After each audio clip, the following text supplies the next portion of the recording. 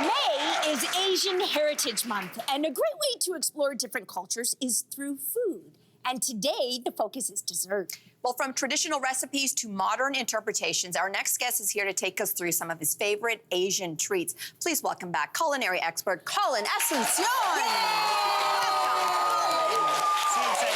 We are very, very excited, very excited.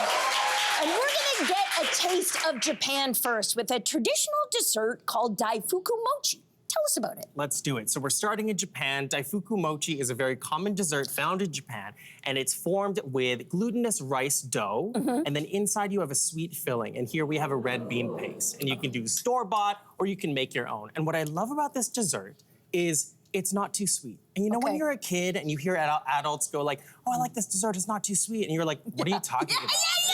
It's dessert. But like, now I get it. You get Because it. that's this dessert. It's like the perfect amount of sweetness. So this one has the red bean paste in it? It does have red bean paste. I'm gonna try it, but because what other fillings could you play with? You could do black sesame paste, or if you want to go like real fun and summery, you could do ice cream. You could do like green tea ice cream or red bean ice cream or black sesame ice cream, and that'd be a really fun summery treat. This is beautiful. It's really, really good. Oh, good. Okay, so now we're going to go into my mom's neck of the woods. We're talking the Philippines. Let's do it. My mom too. Yeah. So let's talk about a Filipino classic. Now, listen, my mom makes this and it's perfection. It's cassava cake. I love cassava cake. Let's so let's do get it. into it. I learned this from my mother as well. Okay. So the base of this cake is grated cassava, which is a hearty root vegetable. And you can grate it yourself, but you can also buy it from an Asian supermarket in the freezer section, like pre-grated cassava. And then inside you have sweetened condensed milk, eggs, butter, and then another ingredient that you might not expect, which is shredded cheddar cheese. What? Yeah, so it adds like a little warmth and salt. And like, I find food people overuse the term umami. So I'm not gonna say umami. I'm not gonna say it. But it just adds a little, sometimes it's not umami, sometimes it's just cheese. Something. You know? So, but it adds a little something.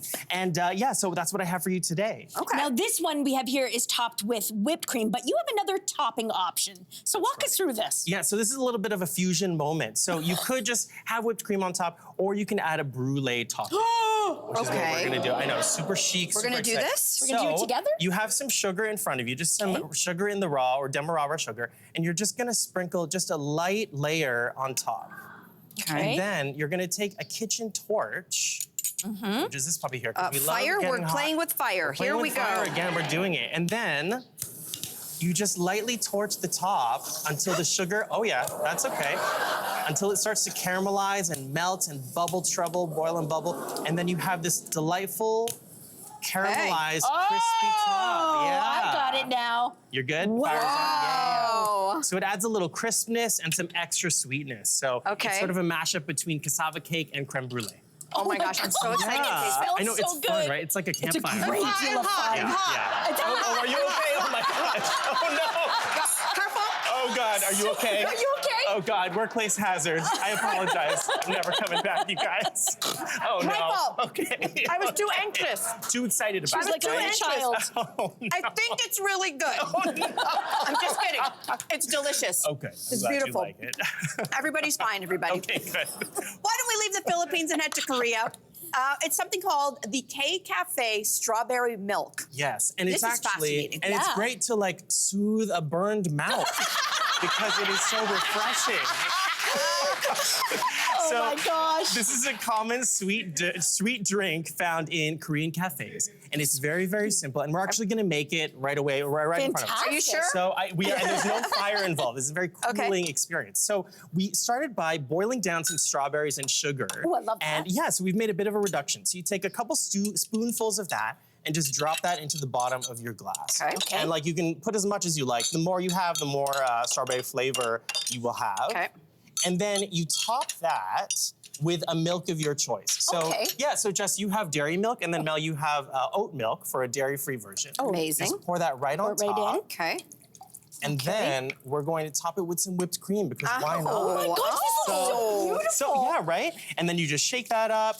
And Mel, you have coconut cream, and then Jess, you have traditional whipped cream. Oh my God, I'm so excited. I'm so excited. We have to stir it or anything? You can just like jostle it around with your straw. I just feel like this was one of the easiest things to make, So and the payoff, easy. not only in the taste, the payoff is great, but visually, Yeah. you just want everyone you know you love to try this. Jess, it's a dessert in a cup. Oh my God. Dessert in a cup. Dessert in a cup. There you go. My mouth feels good now. I am very excited because It's so good.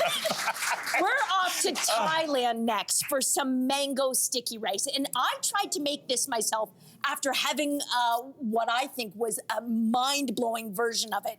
I failed.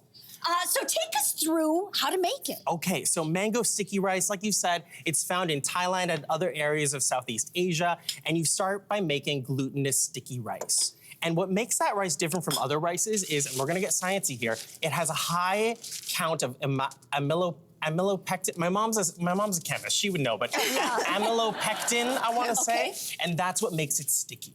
So you cook that rice down and then you add a coconut sauce into the rice just after it's finished being cooked. Okay. And then that's what adds that delightful sweetness and the coconut flavor. And you serve it with fresh mango. Do you have any theories about how I messed mine up? So- Because the way you described it, I'm like, that's what I did. Right. But what did I do? So some people either undercook their rice, so they don't let it sit for that full hour afterwards. Oh, ding dong, I was 20 minutes. Okay, yeah. So that's probably it. And then other people might overdo it and add too much liquid. And I would Okay. say, let's say you've added too much liquid and it's more of a slurry. Just make rice pudding. Yeah, And it's no gonna kidding. It's a great It'll pivot. still be delicious. Still This is so That's right. good. Just Okay. enjoy, because we're Glad going to you finish like off it. with our last dessert on our Asian adventure with your own version. It's a Pan-Asian flair, and you call it milk tea cake with lychee cream. Some people say lychee buttercream. Yes, so this is my absolute favorite cake. It is my invention, and it's inspired by my favorite drink in the world, bubble tea. So the cake itself, so the cake itself gets its flavor from an actual milk tea concentrate, which you make by steeping milk in as much tea as possible. Okay. And then the buttercream, it's a traditional American buttercream, which is basically icing sugar and butter, but we add lychee nectar to give it that floral lychee flavor. This is And it's beautiful. I'm so glad you like it. I love making this cake. Beautiful. Oh my gosh. This is very, like it? very good. It's incredible. But for anyone who wants their cake to be a little less sweet, dummies, what would you recommend? I would say fill the cake with whipped cream and then just top it in the buttercream. So you still get that lychee flavor, but then Right. it's a little bit lighter. And then one last thing that I'll mention is I've topped it with these rice paper sails to add another Asian element. Yeah, so that's actually rice paper that's been soaked in dyed water, Yeah. and then you leave it out to dry overnight, and then you have these beautiful sculptural elements to add to any dessert you like. What a beautiful touch. Wow. Oh my goodness. Well, Stunning. after an amazing lunch and amazing desserts, Colin, you really just knocked it out of the park. Okay, Thank that's you. so good. Thank you for having me. Thanks, everybody. Wow. Again, happy Asian Heritage Month. Hey there, what did you think? Drop your comments below and join the conversation. And don't forget to like and subscribe so you can find more on everything from food and fashion to pop culture and current events. See you soon.